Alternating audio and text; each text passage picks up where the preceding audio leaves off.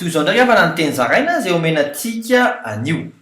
fidio izay ho tompoinao na ianao hanompo an'ny tompo na hanompo vola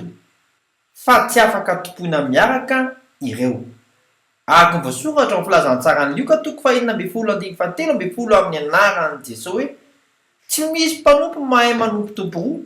fa ny anankiray ho alany ary ny anankiray ho diny na ny anankiray hombany na ny anankiray ho amavony tsy mahay manompo an'Andriamanitra sy mamona ianareo hoy izy aminao aza mana araka voasoratra ny filazantsara Mateo toko 4:5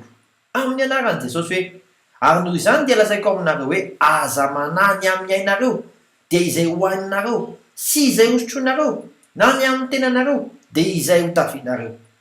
moa ny aina tsy mihoatra noho ny hanina va ary ny tena noho ny fitafiana fa katsao alohan'ny fanjakana